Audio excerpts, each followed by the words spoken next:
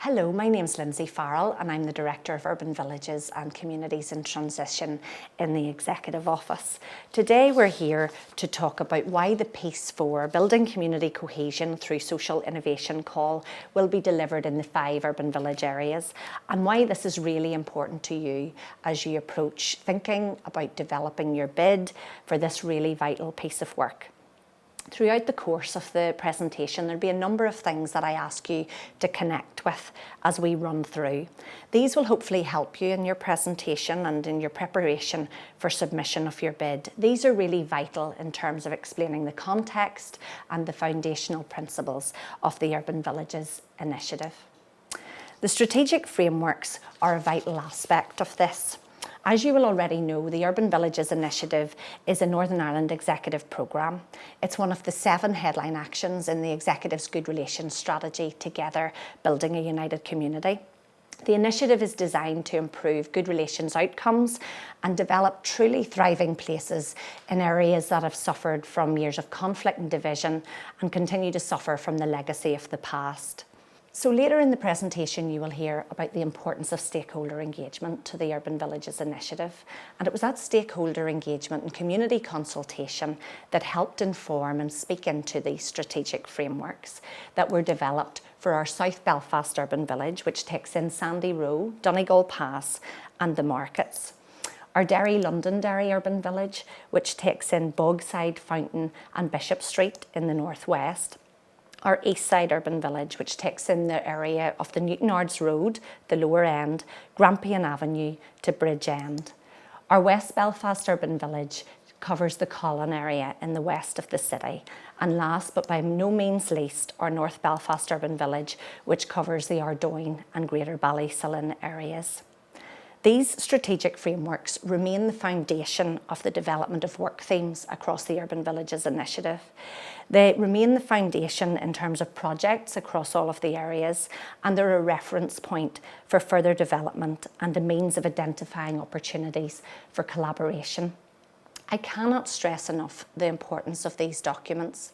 These are the documents where the hearts of the community come through very clearly, where the voices of the community can be heard, and I would ask you to connect with these.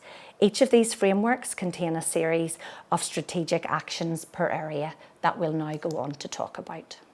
The strategic actions are specific to each urban village area. They were gathered through a comprehensive process of information gathering, analysis and extensive engagement across the communities. The actions seek to build on what is working, highlighting opportunities for sustaining positive change. And that is just one of the reasons why urban villages areas are a good fit for this social innovation call. Each area has strategic actions that point very clearly to the importance of social innovation and enterprise in some way, and you can get to look at them more closely yourself. But it is not just about these specific actions that you should look at, but all of the others too, because they all provide opportunity to engage in social innovation in some way. They're all around creativity. They're about doing things differently. And later I will give you some actual examples of how this is already happening in the urban village areas. At this point, I'd really ask you and invite you to connect with the strategic actions, become acquainted with them, what they mean and what they might look like in practice in urban village areas. You will see there the 3 core aims for the Urban Villages initiatives. As I mentioned previously, at its core lies the ethos of good relations. It's a good relations programme. So its first aim is to foster positive community identities through building community capacity and also improving the physical environment. In achieving these 3 core aims, a key mechanism is aligning and influencing investment.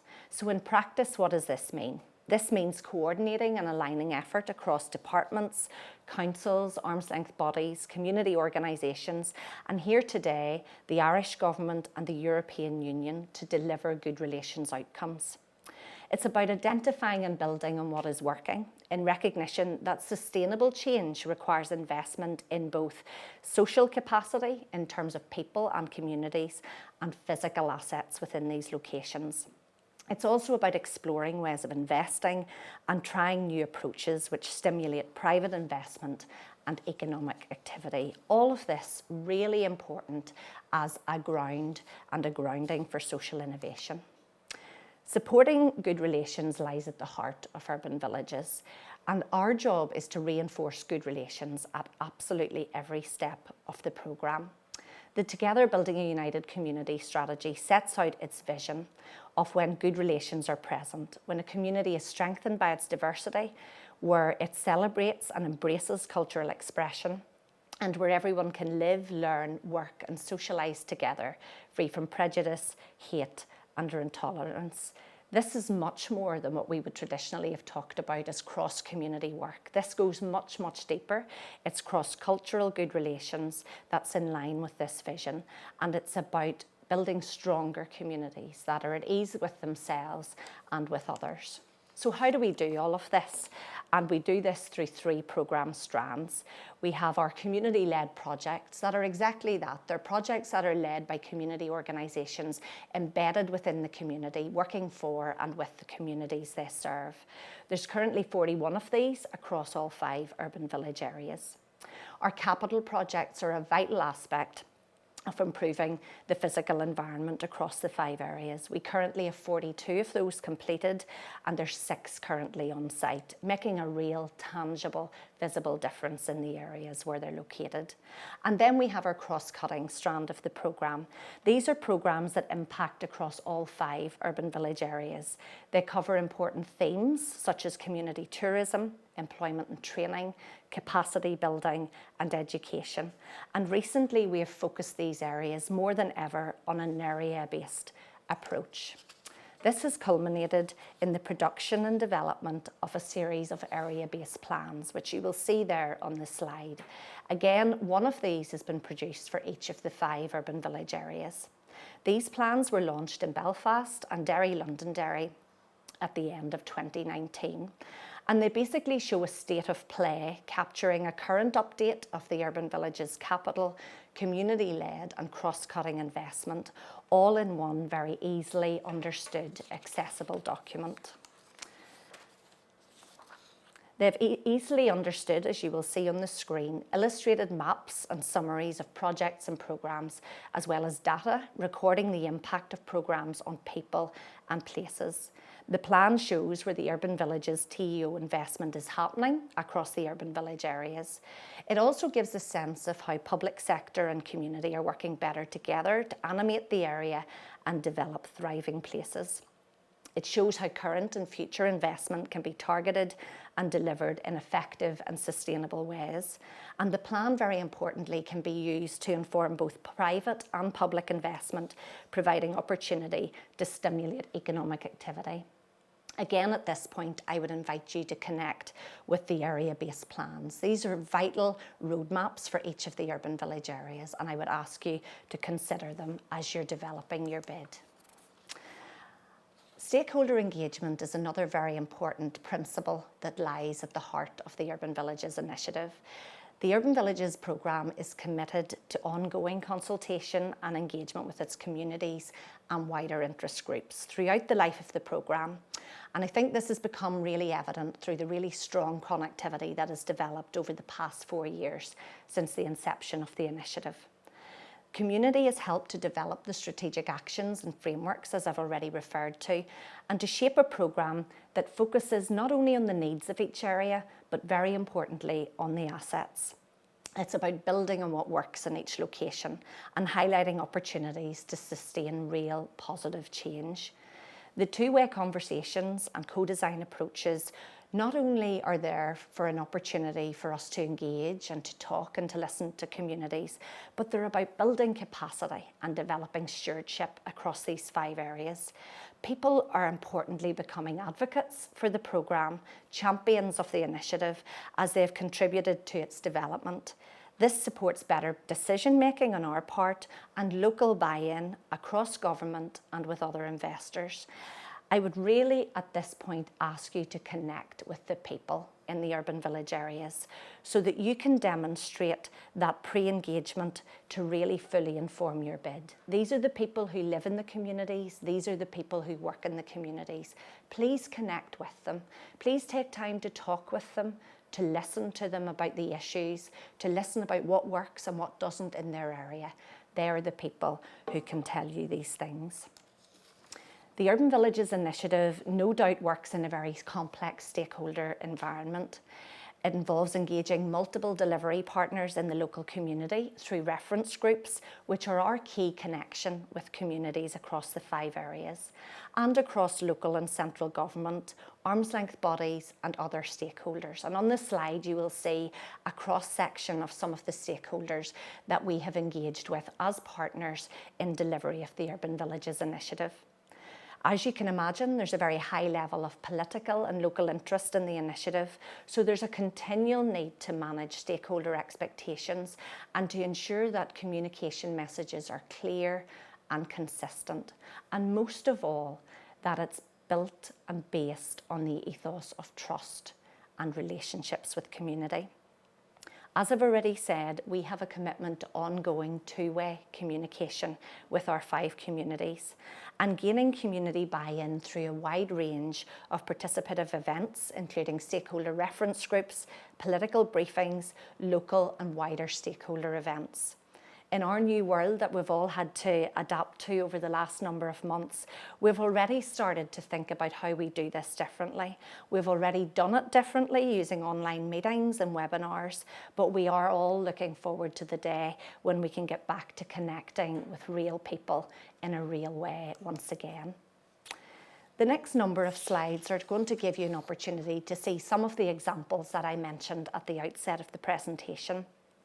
These are examples of how we see social innovation and enterprise already working in the urban village areas. The first of these is the Orchard Cafe at the Foundry. This is in our East Side urban village, where it has created a new shared space that offers a range of training and development opportunities for local marginalised young people in a real catering business environment. The cafe will be operated by Orchardville, a registered charity and social enterprise committed to changing lives by offering opportunities to learn catering and hospitality skills that ultimately will enhance young people's employment prospects. This capital project was funded through the Urban Villages Initiative with a £246,000 investment and was delivered by our partners in Belfast City Council. The next example comes from our South Belfast urban village, and it is the digital hub at Belfast South Community Resources. So women from a joint parents group at Blythefield Primary School and Aurelian Nursery took part in an OCN Level 2 in digital fabrication, again supported through the Urban Villages Initiative. They completed 14 sessions in the new digital hub at Belfast South Community Resources, learning about design and how to produce their own products using a laser cutter and a vinyl cutter. This course was a tremendous success and led to an increase in the demand for similar courses to be provided for both individuals and groups who had seen the results displayed in social media. This growing project, supported by the Urban Villages Initiative, provided advice on social enterprises and support for the development of future and current social enterprises across Sandy Row, Donegal Pass and the markets in South Belfast. Again, there's a really good ground for nurturing the whole idea of social innovation, and this example is just one within that South Belfast urban village. The next one is from Footprints Women's Centre, which is located in our West Belfast urban village in the Colin area. On your slide you will see Eileen Wilson. She's pictured in the lower right at her graduation. She was food services manager in the Women's Centre, and she oversaw the Department for Community Support, the opening of the first social supermarket in Northern Ireland at the Women's Centre. This milestone event made it possible for local people to provide for their families in a dignified way. Eileen was so instrumental in securing further funding from the Urban Villages Initiative, which invested to double the size of the social supermarket and also improve facilities in the local area. Eileen not only is involved in this, but leads a programme with a group of Syrian women whose families have made the Colin area their home. Supported by their capacity building programme in urban villages, they have helped these families to integrate into the local community, engaging with local women and taking part in a range of weekly food, music and dance classes. Eileen then successfully completed a social enterprise programme diploma supported by the Ulster or Urban Villages Initiative, Ulster University. The business plan she developed during the course is being used directly for the further development of the social supermarket at Footprints. All of these examples are important in highlighting the energy, the enthusiasm, the creativity and the innovation there is across all urban village areas. And I'd ask you to connect with these places, visit them, experience them for yourselves, see it firsthand, the creativity and the imagination that's being shown on a daily basis to respond to often very difficult circumstances. There are new ideas in these areas needing enthusiasm and needing an injection of energy. Please connect with these places. So over the course of the presentation, I've asked you to connect with a number of things. We've talked about the strategic actions, the area-based plans, and the people and places in the urban village areas. And I want to ask you again to connect. And this is really important in terms of informing your applications and your bids. I'd like you to review the foundations of the programme. Go right back to the basics of what Urban Villages and the initiative is all about. What lies at its heart? What is its ethos? What are its principles? Please connect with the strategic actions to help you with this. The area-based plans that we talked about earlier will be a really easy reference to get a hold on what the initiative is today in terms of the state of play. I'd ask you to connect with the people and places across the 5 areas. See how they've already helped shape this programme. See how they can help shape yours into a truly community-led social innovation programme. We would like to see you demonstrate a direct link between what your activities proposed and the proposed impact of the project. We would like to see particular attention being given to measures to ensure the inclusion of the marginalised or other target groups. We would like to see a strategic vision for your bid that's consistent with ours in the Urban Villages Initiative. We want to see something around that sustainable impact on social and economic development through measurable outputs that can really create meaningful, long-lasting change in these 5 areas. Projects will have to demonstrate that they're also creating opportunities for sustained, meaningful and purposeful contact between people and groups of different backgrounds. At the essence of all of this is good relations, it's peace building, it's about moving communities on as we continue in our journey to peace. Thank you.